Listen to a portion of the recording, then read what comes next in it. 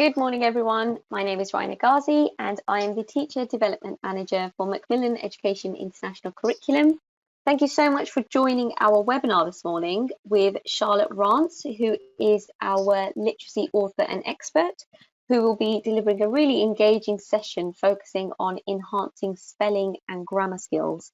If you have any questions, feel free to write them in the questions box, and we'll do our best to answer your questions.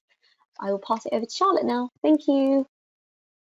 Hello everybody, welcome to our session. Let me just check that you can all hear me okay. So if you can type your location and the time you are currently at into the question box, and I will just check that we're all clear. Oh, lovely. Hello Delhi. Payal is in India as well.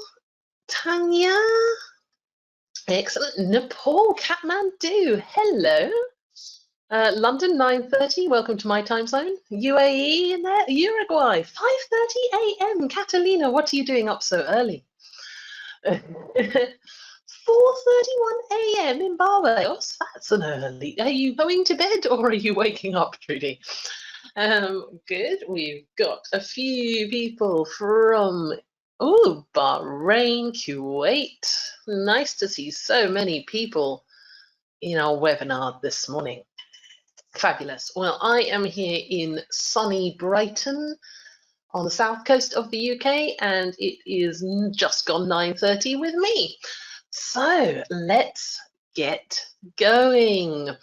Our session this morning is, or this afternoon, or the middle of the night, depending on where you are, is all about enhancing spelling and grammar skills in our classrooms. As you will see, I have not got the camera on. I promise I am here, but we've had a few internet issues, so always best to make sure that the slides are the most visible thing and that you can hear me clearly.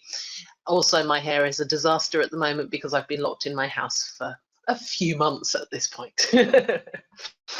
All right, so enhancing spelling and grammar skills. I'm going to start you off with a little test. I'm going to show you some OO words, words that contain a double OO that make an OO sound. So have a look at the word boxes. Can you guess what the missing words are? If you think you know, you can type your answers into the question box. What could these words be? All of them contain a double O. Book, says Rena. That's a very good guess. Cook, wool. Some excellent ideas coming out. Moon. Nice one. Two. Cool. Wool, moon, moo. Moo is one of my favorite words. Okay. Excellent ideas. Excellent ideas. So let's reveal these answers one by one. Our first word, when it comes up, was pool. Excellent. We've also got zoo. We've got book. We've got room. We've got roof. And our final word should be quite an easy one to guess. Levan has got it. It is spoon. Yep, Farhana got it as well. All right. If I give this task to the children in my classroom, how do they guess? What information do they have to support their learning? How can they identify? What did you do to guess these words? Well, first of all, we've told them that they have all got a double O in them. So we can use that information to fill in many cases, the up to 50% of the word. Already we know that it has a double O. And as Ilham has rightly said, it's the length and the direction of boxes. Indeed, the blocks, they represent the shape of the letter. So does the letter sit above the line? Is it a tall letter? Does it have a tail below? And we are using those deduction skills to identify what we know. This is what we would refer to as a noticing activity. And we'll talk a little bit about noticing activities in a moment. Let's have a look at the shape of our session today. So we're going to start a little bit talking about how children access language. And then we're going to move into 3 sections. The first section is all about noticing skills and noticing activities. Then we're going to move on to more structured activities. And finally, we will be looking at productive use of our new grammar and spelling abilities. So, if you are ready, let's get started. And we're going to start with a quote from a lady called Anna Maria Pinter, Dr. Anna Maria Pinter. She's based at the University of Warwick here in the UK, and she is a language acquisition specialist that focuses on working with young learners. And I'm starting with this quote because it is incredibly important to remember that when we are working with children, their brains are still very much developing. As we all know, for those of you that have children of your own, for those of you that teach young learners, children learn and develop simultaneously. Not like us adults where all of our brain channels are fully formed. The kids are still learning how things work, and they're developing their sense of place in the world. So when it comes to vocabulary, spelling, grammar instruction, it's really important that we're working in a holistic way. Starting with the context, starting with a theme that the children can connect with, rather than trying to encourage, the language analysis that we would do with older learners. Only when the children begin to ask questions about language analysis should we start really directing their attention to those tools that they can use. From the beginning, what we're looking for is rich input, different ways to get them imagining the situation and attaching language, focusing our information on how language is used rather than what the language points are. So what does that mean in the classroom? Well, what you can see here is something called the C wheel, which was developed by a woman called Carol Reed. I'm sure some of you have probably heard of her, especially those of you that are working in multilingual classrooms. Carol Reed has done a lot of work with non-native language learners. And this C wheel is a reference tool for us as teachers to help us identify what ingredients we need to make sure that children are learning effectively. And the first thing that you notice, of course, is that the child is right there at the center. For all of us, I'm sure that we know how important it is to ensure that everything we put together in our lessons needs to be focused around that child. Because the way that children work and the way that children understand, they learn from their own perspective. They need to be central to our lessons, and language needs to be central to their lives. But of course, around that, we have 8 different portions which talk about the 8 perfect conditions for the optimal learning in our classroom. And you'll notice, rather helpfully, that they are all done with the letter C. So some of them are quite obvious. We all know that children are creative and curious, and that these are tools we can use in the classroom to help expand their connection with what they're learning. Of course, we also know that children need to be given all of the care and support that we can to help them to develop, supporting them as individuals, supporting their learning, being positive, etc. A couple that I would like to draw attention to, firstly, is connection. Children need to be able to make connections to their own lives in everything that we teach them. But also, they need to be making connections with other areas of their learning. So, cross-curricular activities that highlight vocabulary from other lessons used in different contexts. Bringing in all of the spelling and vocabulary patterns from different areas of language that they are learning in other lessons, and making those connections across the board and helping them and supporting them to do that. Community is another one that's worth highlighting at this point as well, and community is sort of an overarching heading. Talks about all of the collaboration in the classroom, working cooperatively, working together, and also ensuring that they are able to communicate effectively. The final one that I'd really like to point out at this point is challenge.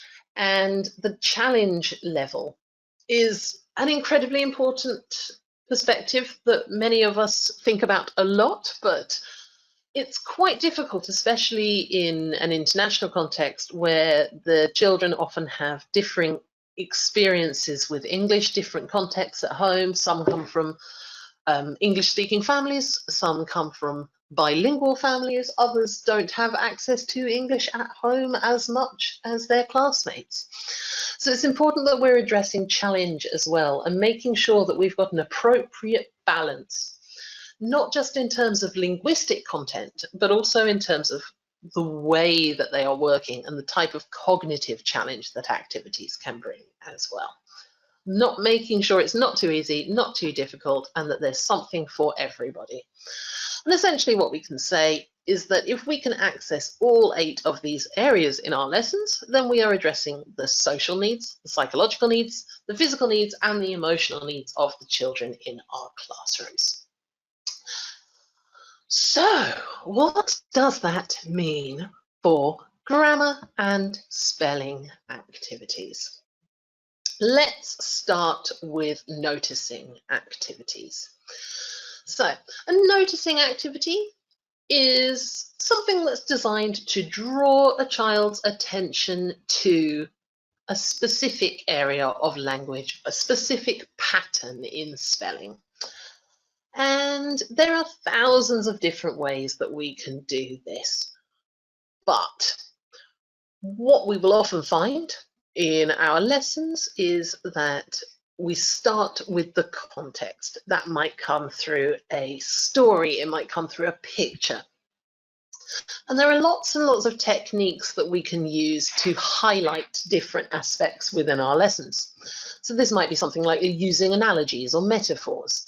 It could be relating different parts of speech to different colours. Excuse me. It could be physical manipulatives, standing children in order, highlighting, using mime, movements, gestures with your hands, putting actions to songs, acting things out. It might be using logical deduction activities, as we did at the beginning, where we addressed those word boxes and used our deduction techniques to figure out what the word could be. Which double O words do I know that are 3 letters long? What double O words do I know that have a tall letter at the beginning and the end? Can it be this? And of course, also classification activities that we can use as well. So let's have a look at a few examples of noticing activities that we could use in our classrooms for different aspects. And I'm going to start with grammar.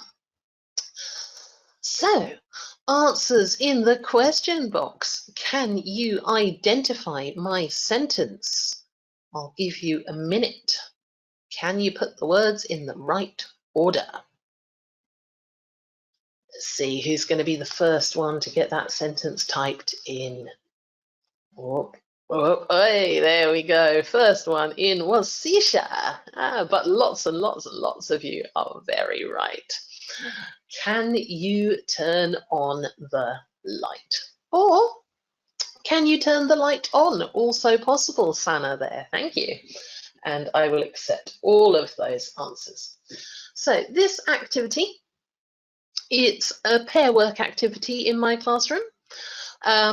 What you would do is you would figure out how many children you have in your class. Let's say we've got 20 children. It's a nice small class.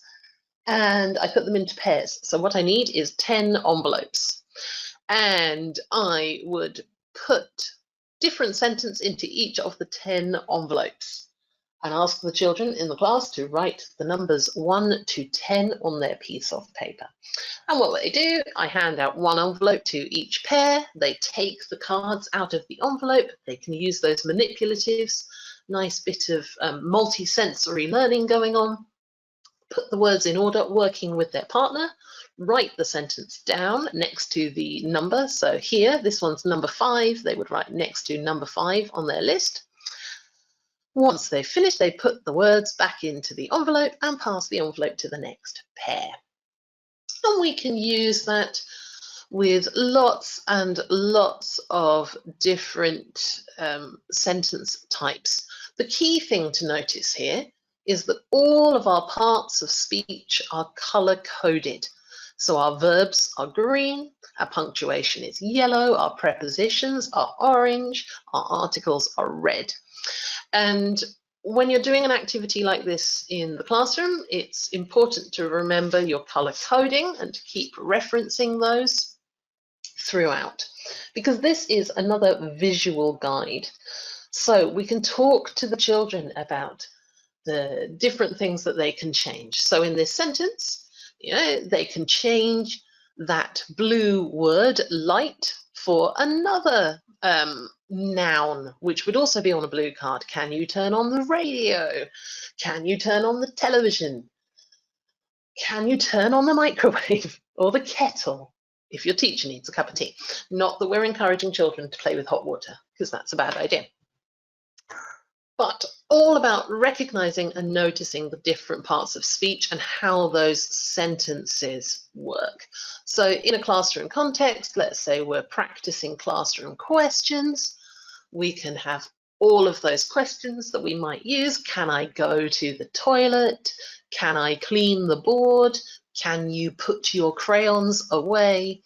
We can color code all of those questions, pop them into envelopes, and then we can start to notice the patterns. So we can notice how when we ask a question, whichever question we are asking out of our classroom set, can you, it's always starting with a green. How are you? Again, that's a question word. We'd have those in a separate color. Simple activity that we can use just to highlight those different parts of speech. We can do similar things with spelling activities. So here's an example of a noticing activity for spelling. And this one here, we circle the vowels. We've got a bowl of alphabet soup, all of the letters that we can see in the soup, and all the children have to do is go in and circle any of those letters which are vowels. And again, that's noticing activities. So do we know what our 5 vowels are in English? And can we find them? Shika says they have recently used this in her class. Brilliant. Okay, fantastic. Alphabet soup is great. And if you're feeling really adventurous, you can also use alphabet spaghetti. Great fun. This one is taken from a book called Spelling Rules, which has lots and lots of lovely spelling activities. And you'll notice as this session goes on that some of those spelling activities have lovely illustrations as well. Now, we said at the beginning that we teach language to children holistically. We don't start our lessons by saying, okay, today we're going to practice vowels. we would start with a context, with an idea. But that doesn't mean that we can't start to use that meta language by referring to the vowels in English as vowels.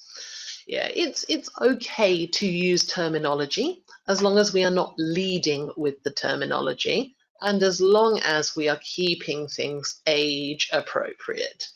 You don't want to be talking at length about what makes a vowel a vowel. It's enough for the children to know that in English we have 5 vowels. They are A, E, I, O, U, and we can identify their shape.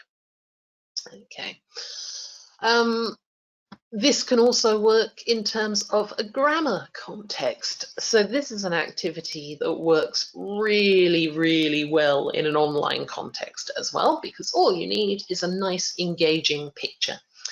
That picture can come from anywhere. It might be a book that you're reading in class, a storybook. It could be your course book, or it could just be a pretty picture that you found on the internet, just like this one.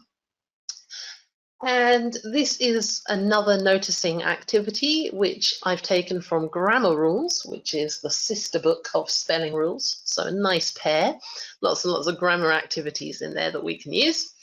And this one is all about noticing different parts of speech. So we start with a picture. That picture represents our context. Our context here is, of course, farm animals. And I've got a nice, brightly coloured, engaging picture for the kids to look at. The next step, you will have a pile of cards on different colours. You will have different parts of speech. So you can see that the nouns here are on the pink card. Prepositions might be orange.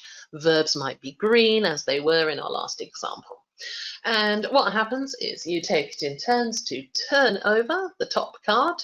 So in this case, I would say to the children, okay, can you find me 10 nouns in this picture? And the children work, they figure out what's a noun. Noun is a naming word. Okay, so I have to name 10 things that I can see in the picture.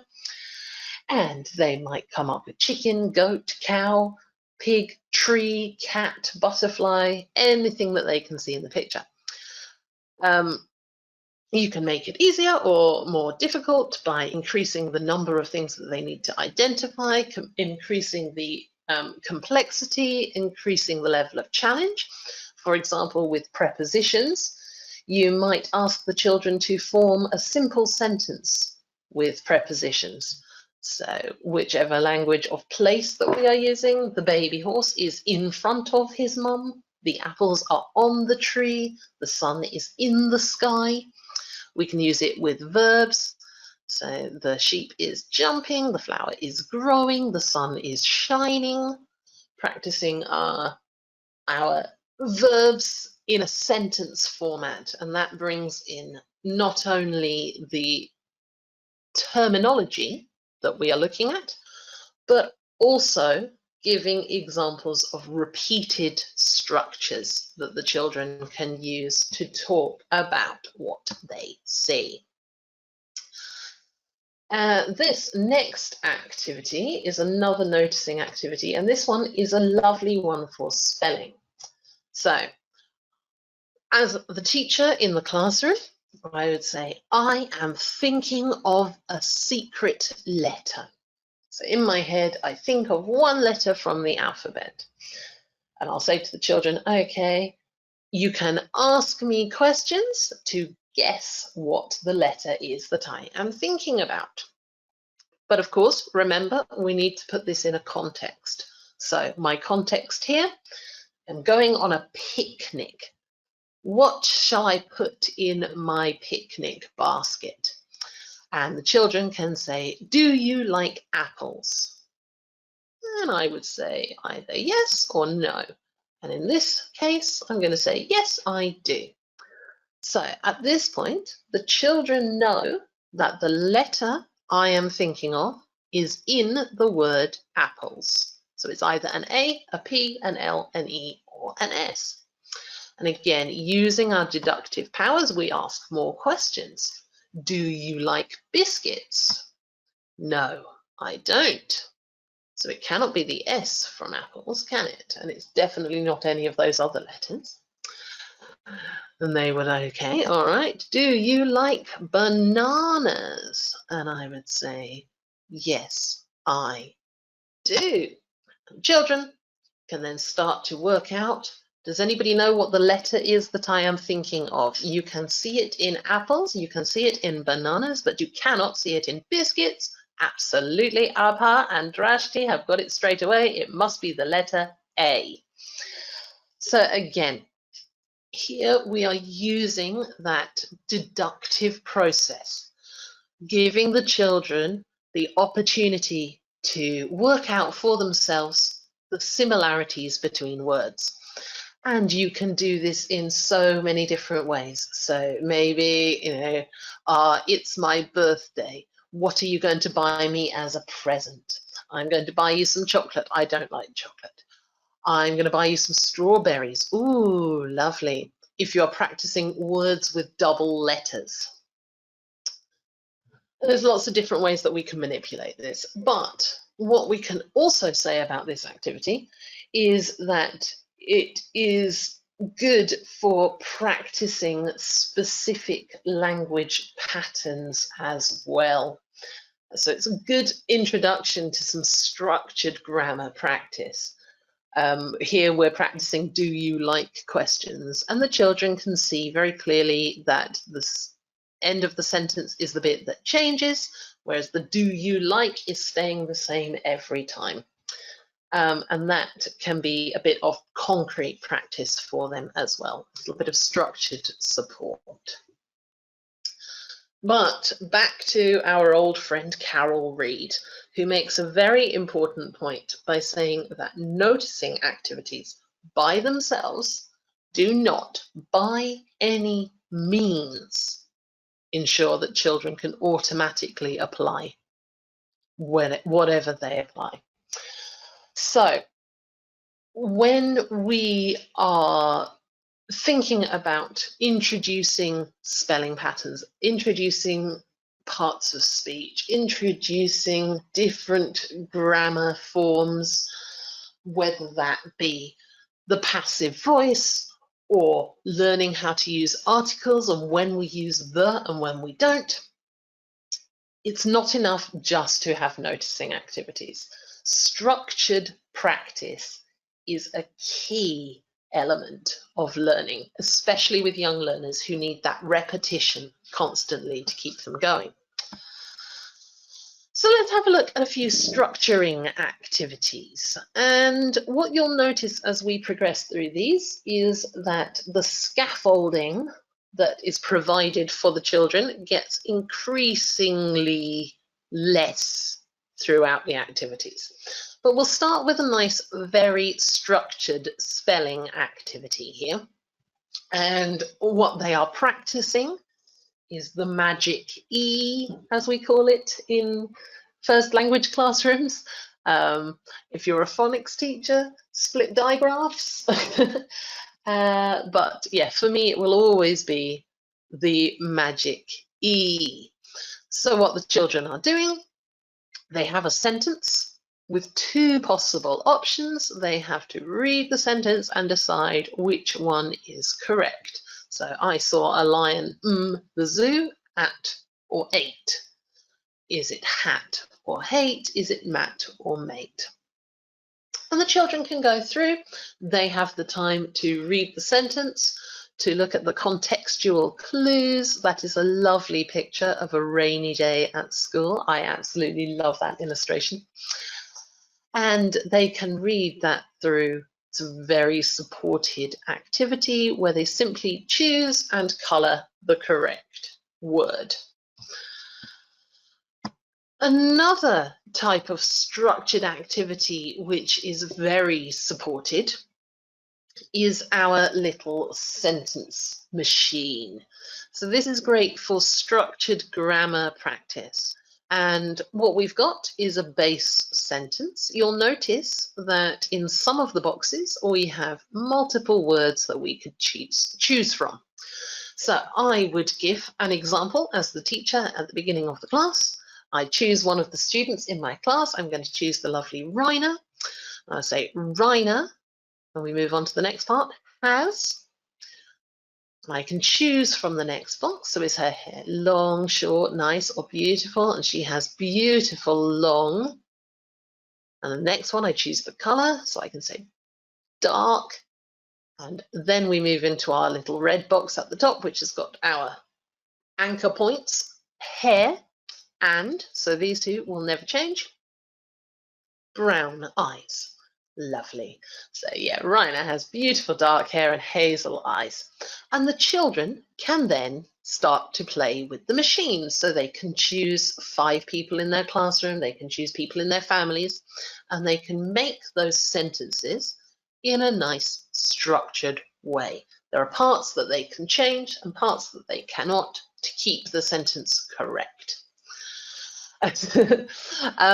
Yes, there are lovely sentences that can be created, and you can use this to practice any form of sentence types. Priyanka's a big fan of this one. Yeah, takes a minute to draw them up, but you can use it with almost anything. So, you know, again, if we come back to our classroom questions, we'd start with can,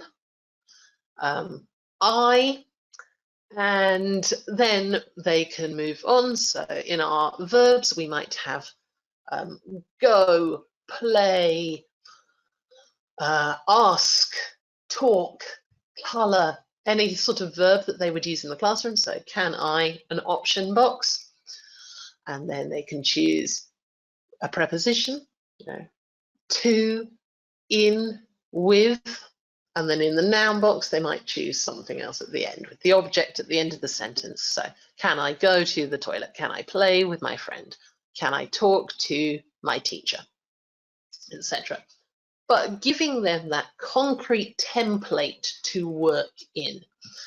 Because remember, from our C wheel, we need to make sure that they are feeling cared for, that they are getting the support that they need, but that the level of challenge is right. Hala thinks this is a very cute activity. I think it's very cute too. I nicked that from a book called Activities for the Primary Classroom, 500 Activities for a Primary Classroom from Macmillan. It's got lots of lovely activities in there, but this one is one of my favourites that I've been using for years. It is a great fun way of practicing that structure. Another great way of bringing structured spelling oh, Sylvia says she has the book, and it's fantastic. Great recommendation there from Sylvia. I'm sure you use it a lot. Those ones are always a nice reference point for us as teachers when we have, oh my goodness, I need to fill 5 minutes of time today. What activity can I use? Yeah, it's a good one. So, in terms of structured practice for spelling, I do love a puzzle. You will see up here that we have got a nice crossword. This one is taken from Spelling Rules 6. So top end of primary, challenging vocabulary and challenging questions for them there. But crosswords are fantastic for spelling practice. It really encourages children to think about, you know, putting the letter in the correct place of the word. I also really enjoy, my computer's gone to sleep, activities like this next one, which again, it's all about synonyms and practicing spellings of synonyms, but also the OUS suffix. So here the children have to think of an OUS word that has the same meaning. So jealous becomes envious, funny, hilarious, etc. They can work through those. So again, this is a top end activity, harder vocabulary there, but you can do the same thing with ED verbs down at the beginning end of learning. So stacking the words up, and they can see that that OUS is a repeated pattern and they are all describing words. So as I say, both of these spelling activities are from Spelling Rules, but if you do like a puzzle, there are plenty of easy ways that you can create your own. I am a huge fan of Puzzle Maker from Discovery Education. I've put the link on the slide, and you will get these slides through after the webinar, so do feel free. With Puzzle Maker, you can make all sorts of different puzzles, completely free, easy to use. You can use any of the vocabulary that you are covering in the class, and they're a really nice, engaging, fun activity. So I'm going to give you an example. I made this one for you, and this is a code word. So every letter is represented by a different number. I have given you some of the information, and you need to deduce what our missing words are. If anybody can untangle my sentence, I'll give you a moment to try. But we can see already that the number 9 is you. Oh, Sylvia has almost got it. Asra has got it spot on. You are a super teacher. There we go. Okay, so they can use that, and you can make that nice and straightforward and easy, and you don't have to do any of the work. You literally just program it into the Puzzle Maker, and the Puzzle Maker does everything. And that it's an education site, so it's all free, printable, downloadable. Create your own puzzles for people to use in your classroom. Okay, there we go. Yes, everybody's managed to work it out, and I feel like I'm getting 1,000 compliments. Very nice indeed. Okay, so remembering as we're going through that our structured practice starts off with lots and lots of concrete support for the children, and we need to gradually build them up to independent production, taking away some of those supports, giving them more independence. But of course, for all of us literacy teachers, what we really want to see is the end goal. What we really want is our children to be using that language productively. So how can we get our children, our primary age students, using the language? And before we move into some activities, there are 4 key things that I want us to address. So first of all is to make sure that we are setting clear boundaries for the tasks.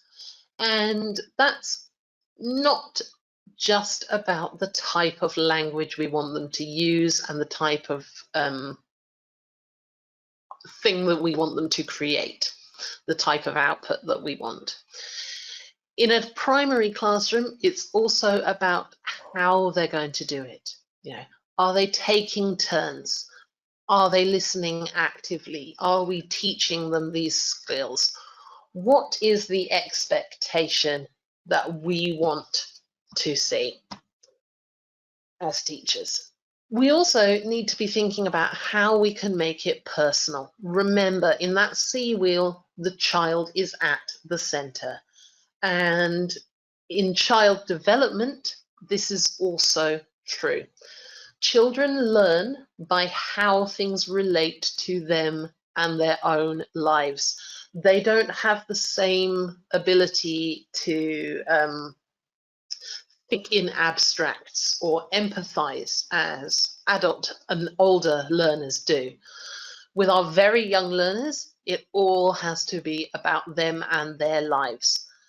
How does that connect to my house? How does that connect to my family? How do I bring it back to what I understand? So making sure that any productive activities we're doing are as personal as they can be.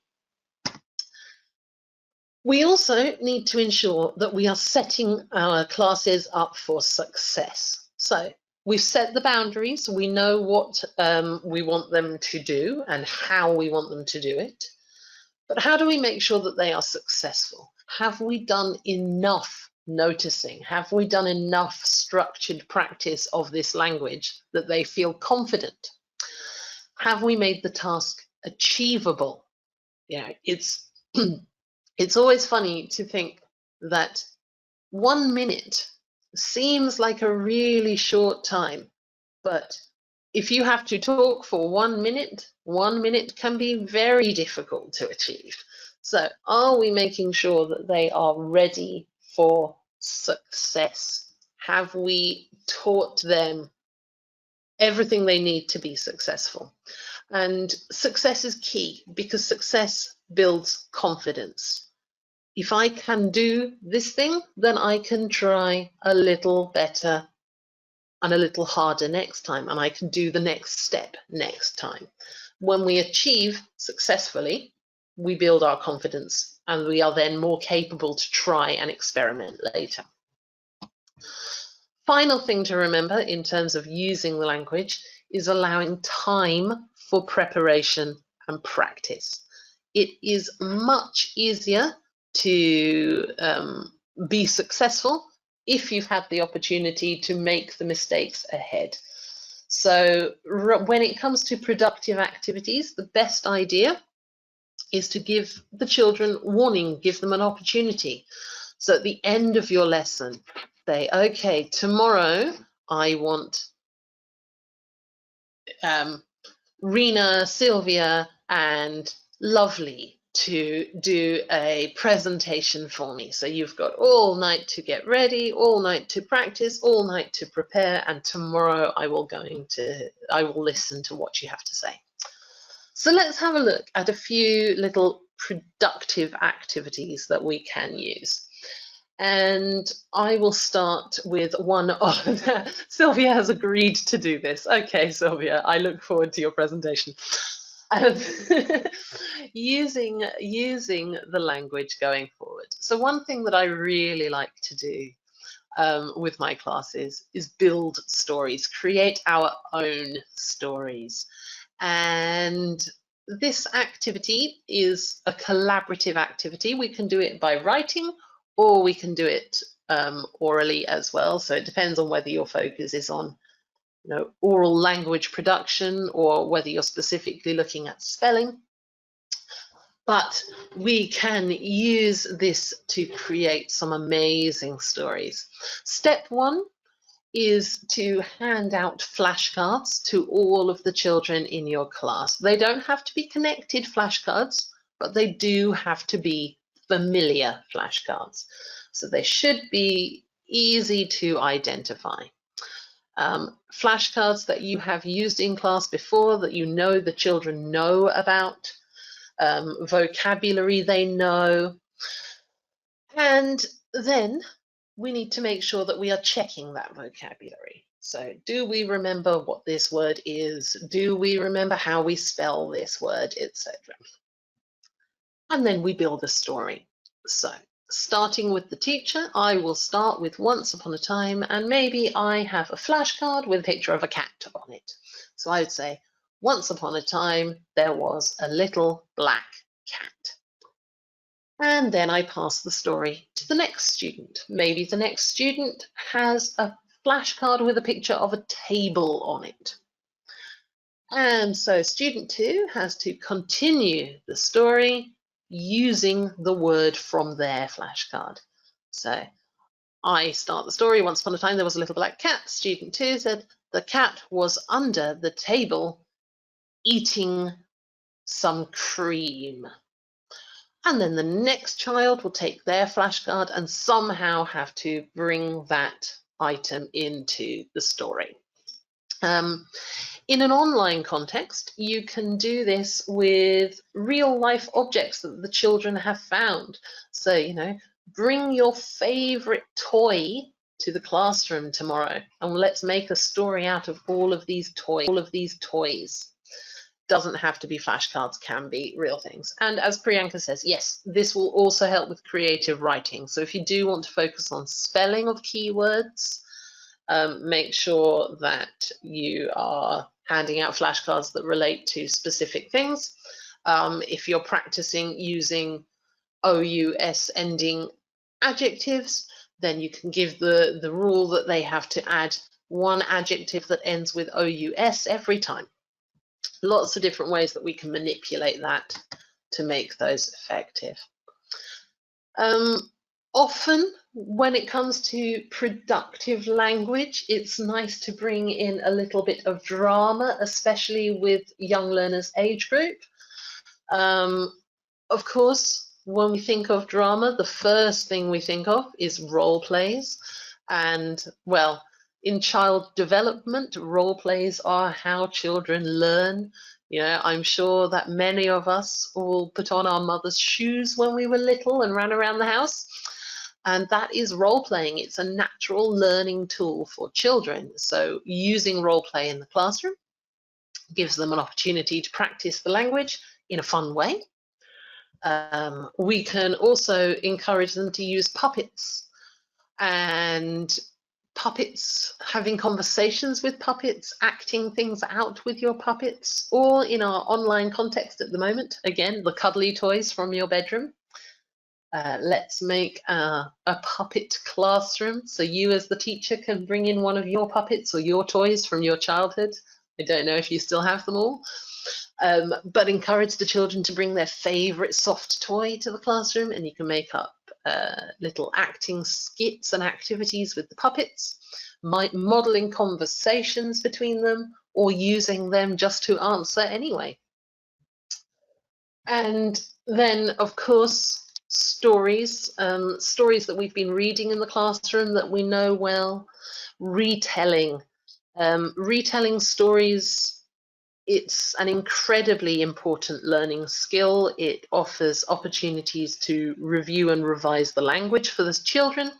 For us as teachers, it allows us to check comprehension, but it also practices skills of sequencing, and it gives lots of opportunities for productive oral language in the classroom, where they can practice their different grammatical structures at the same time.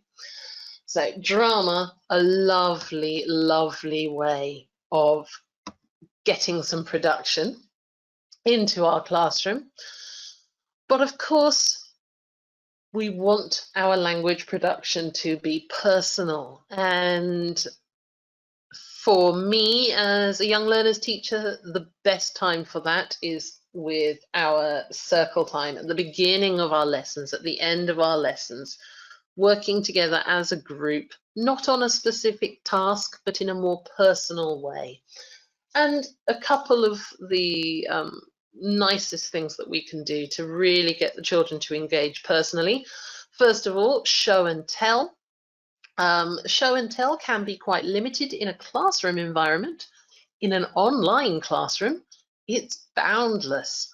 If we're doing show and tell in class, then basically the kids are limited to the things that they can bring in. When they are in their own homes on a video camera, they can show us some amazing things.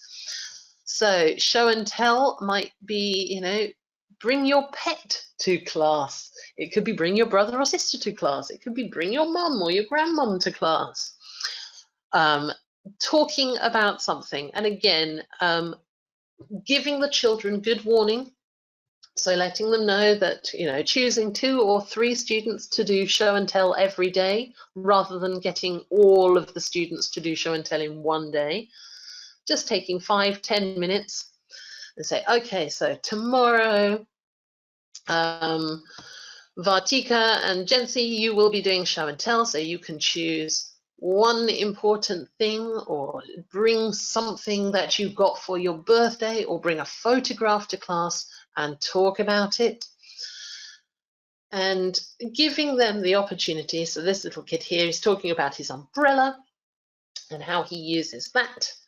But it could be anything, as long as we give them the time to prepare. And then circle time more widely, and just giving children an opportunity to talk personally, where we as teachers are not entirely focused on their accuracy and their level of production. Excuse me. So in terms of sort of these show and tell and circle time activities, when it comes to correction, if they do make mistakes, remember to frame things positively. We want to see success. And making mistakes, as we all know, is part of language development. So a common problem that you'll find with native English-speaking children is that when they learn language receptively, they learn it correctly, but once they start going to school, they start to make new mistakes. So from the ages of 1 to 4, they will be accurately using irregular past tense verbs in English because that's what they hear from their parents. So yesterday we went to grandma's, yesterday we went to the beach. They've received this information and they've applied it. They go to school, they have a lesson with their teacher, we talk about the past and we talk about ed spelling endings, and suddenly we say wented instead of went because children begin to over apply the rules. So if we are having these discussions and the children do make a mistake, so it's like, okay, how are you today? What did you do yesterday? Yesterday I went to my grandmother's. Oh, you went to your grandmother's, and just reinforce with a correct model. Don't highlight the mistake. We don't say it's not went, it's not wented, it's went. Just correct and move on. Engage with what they are saying. Anamika has asked, how can we include circle time to our online classes? Anamika, what I would suggest, number 1, is open the classroom, if you can, 5 minutes before class starts, and just take that time at the beginning to say hello to the children one by one as they come in and ask them a personal question.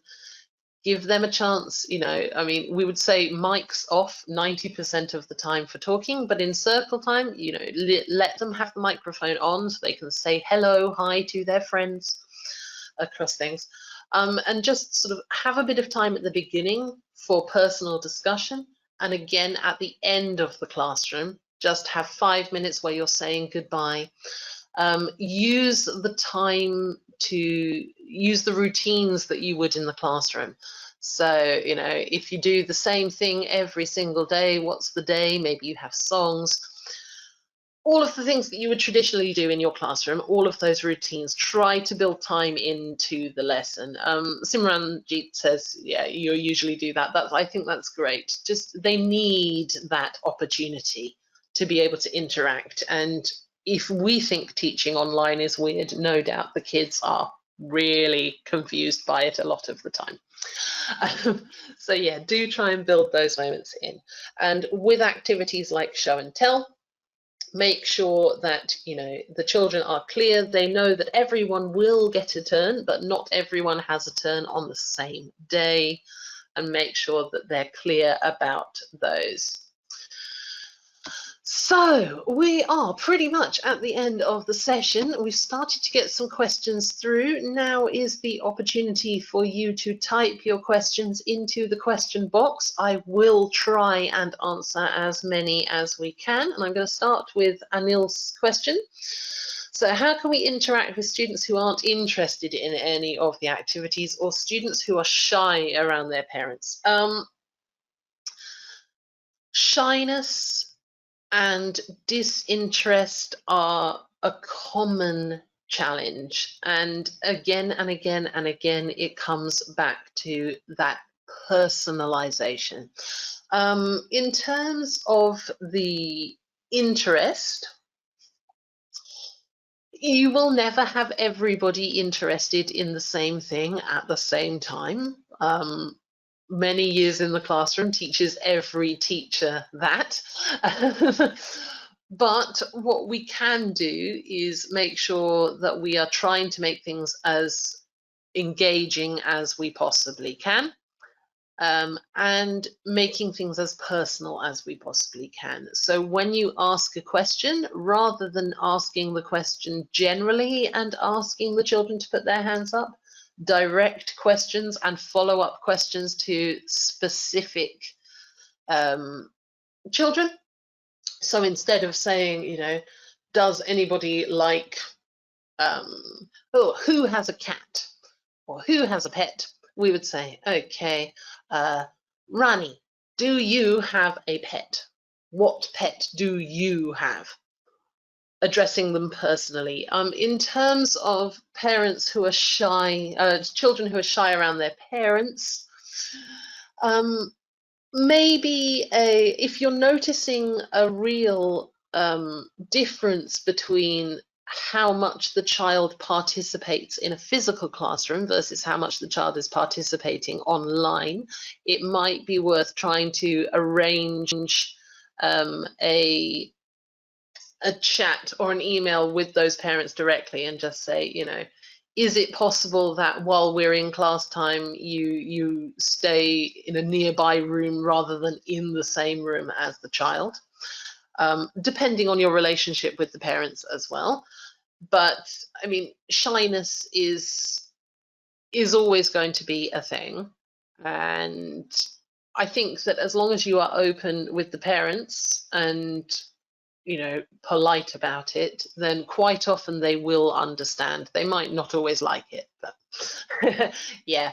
Okay. Oh, how can we have circle time with 44 students online? Again, Rajmani, as much as possible, if you can open your classroom before you start the actual lesson, just for a bit of discussion time.